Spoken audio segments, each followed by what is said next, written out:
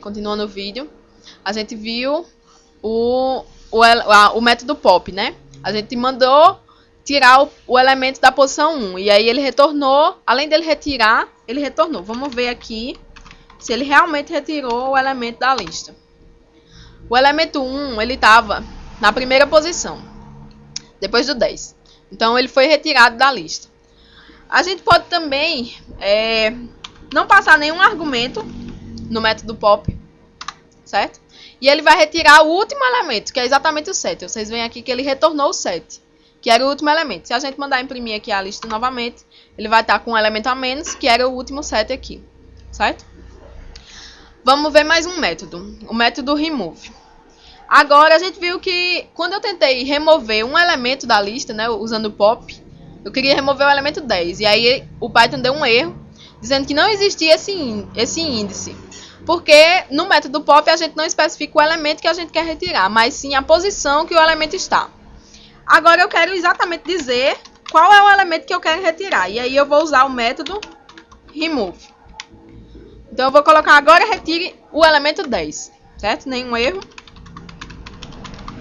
E aí eu vou olhar aqui na minha lista e o elemento 10 foi removido. Então assim eu posso remover outros elementos se eu quiser, certo? Vamos colocar aqui o elemento 7. Vejam que o elemento 7 ele aparece duas vezes na lista. E eu vou mandar remover e a gente vai ver qual é a ocorrência do 7 que ele remove ou se ele remove todas as ocorrências do 7. Vamos lá olhar. Minha lista. E aí a gente viu o seguinte. O primeiro 7 estava logo depois do 6. E ele não está mais.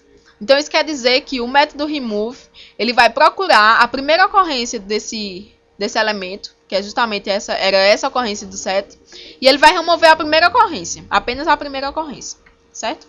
Então a gente viu já vários métodos, a gente já viu o append, o count, o index, o insert, o pop e o remove. Vamos agora ver o reverse. A gente tem uma lista aí com 5 elementos e eu quero inverter essa ordem, certo? Então eu vou fazer aqui minha lista ponto reverse, certo? E aí vamos ver o que aconteceu com a lista. O que acontece aqui é que a lista inverteu a sua ordem. A gente tinha 2, 4, 6, 2, 7. E agora a gente tem 7, 2, 6, 4, 2. A lista na ordem invertida, certo? E a gente também tem o método sort. O método sort é para ordenação da lista. Então a gente vai ter uma ordenação do menor para o maior, certo? Minha lista.sort, vamos ver o que acontece. Minha lista. E aí eu vou ter 2, 2, 4, 6, 7, que é exatamente os elementos, os números ordenados em ordem crescente, ok? A gente viu agora uma lista que é completamente de números inteiros. Não necessariamente todas as listas que a gente vai tratar tem que ser de números inteiros. Eu posso ter uma lista de números reais. Vamos ver como é que pode ser isso? Vou botar aqui, lista reais. E eu vou inicializar já com os números reais que eu quero, certo? 5.7, 7.8, 3.21, 0.0, certo? Tô botando uma lista aí com 5 elementos. E aí, lista reais, ele vai me dar exatamente os elementos que eu coloquei. Considerando sempre aquele errinho de precisão, que é típico da representação de números reais, do float. Então tá aqui o 2.1, o 5.7, o 7.8, que ele representa como 7.79999, o 3.21 e o 0.0. Então eu posso ter listas de reais também. Eu posso ter uma lista de strings. Vamos lá. Minha lista de strings, ok? Lista strings é exatamente o que eu coloquei, ó. Minha lista de strings. Então eu posso ter listas de inteiros, de reais, de strings, e eu posso ter listas de todos os tipos de Python. Eu posso ter uma lista de inteiros, eu posso ter uma lista de longs, eu posso ter uma lista de booleanos. E Python é uma linguagem muito especial, Porque algumas outras linguagens, como o Java, por exemplo, como Pascal, não permitem que se misturem os tipos de uma lista. Mas, em Python, eu posso ter uma lista misturada. Como é essa lista misturada? Eu posso ter um inteiro, posso ter um real, um float, eu posso ter um string. E ele aceita sem dar erros, certo? A gente viu aqui que todos os elementos estão aqui. O inteiro, o real, o float e a string. Eu podia colocar um booleano, podia colocar um long também, que ia aceitar. Eu posso colocar uma lista dentro de uma lista. Olha só. Vamos lá. Lista. A lista. Ah, meu Deus. Misturada. Ponto. Append. E eu vou passar aqui, ao invés de passar um elemento, eu vou passar uma lista. Então, eu vou passar uma lista de inteiros, certo? Minha lista. Agora, ela tem aqueles elementos que já tinha antes, né? Um inteiro, um float, um string e uma lista. Então, eu posso ter listas mistas, certo? Em Python. Outra coisa que a gente pode fazer também com listas, talvez vocês não imaginem. Deixa eu dar uma subida aqui na tela. Olha só. Eu tenho uma string, certo? Tem uma variável aqui que vai ser uma frase. Essa é uma frase, ok? Pronto. Tenho aqui minha variável do tipo string. Eu posso tratar uma string como se fosse uma lista. Eu posso fazer o seguinte. Tem uma forma de acessar uma lista que eu não mostrei antes.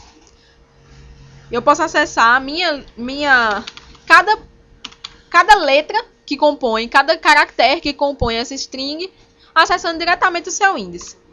Então, eu quero o seguinte. Eu quero o caractere que está na posição 0. A gente sabe que listas começam sempre contando a partir da posição 0. Então, eu quero o caractere que está na posição 0. E ele vai me retornar o E. Eu quero o caractere que está na posição 1. Ele vai me retornar um S. Na posição 2, o outro S. Na posição 3, um A. E assim sucessivamente. Se eu pedir a posição 4, ele vai me retornar um vazio. Ó, caractere vazio. Então, eu posso acessar, além de acessar...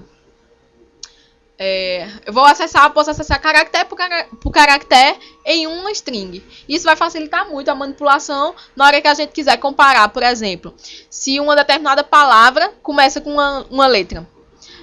Talvez vocês tenham enfrentado alguma dificuldade com aquele exercício que pedia para verificar se as palavras começavam por vogal. Então, dessa forma, a gente poderia acessar bem mais fácil, né? Eu poderia fazer o seguinte. Será que nome 0 é uma vogal? Começa por E? Aí ele vai me retornar true. Então, eu posso fazer comparações bem mais fácil do que se eu estivesse usando outros métodos para isso. Ok? Eu mostrei agora essa forma de acesso a listas em string, né? Mas eu posso ter uma lista numérica mesmo. Certo? 4, 5, 7. E eu posso acessar essa lista dessa forma aqui que eu passei para vocês. Eu vou fazer lista, que é o nome da variável que armazena os elementos. Vou passar 2 colchetes. E aí eu vou colocar aqui, entre os colchetes, qual é a posição que eu quero recuperar. Eu quero recuperar o elemento que está na posição 0. Então, ele vai me retornar o elemento 1. Agora eu quero recuperar o elemento que está na posição 3, que é o 7. Ele vai me retornar o 7. Se eu colocar aqui alguma posição que não existe na lista, por exemplo, eu quero o elemento da posição 4. A posição 4 não existe. Eu começo no 0, que é o 1 que está ocupando a posição 0. O 4 ocupa a posição 1, o 5 ocupa a posição 2, o 7 ocupa a posição 3 e não existe elemento ocupando posição 4, porque não existe uma posição 4. Então, eu vou dar Enter aqui. E aí, você tem um erro de índice. Porque você tentou acessar um elemento, uma posição que não existe na lista, certo? Então, é esse erro que acontece quando você tenta acessar uma posição que não existe. Eu posso também verificar o tamanho da lista. Existe uma função em Python chamada len. ela vai me retornar não só tamanho de lista, mas também tamanho de strings, por exemplo, certo? Então eu posso passar aqui qual é o tamanho, tô perguntando aqui a Python, qual é o tamanho, len, em inglês length é tamanho, e aí eu tenho o meu elemento lista aqui, minha variável lista. Eu quero saber quantos elementos existem em lista. E aí eu tenho quatro elementos, certo? Que é exatamente esses 4 elementos que a gente tem aqui, ok? Então essa foi uma breve introdução sobre listas que a gente vai utilizar agora, quando a gente for ver repetições com for, ok?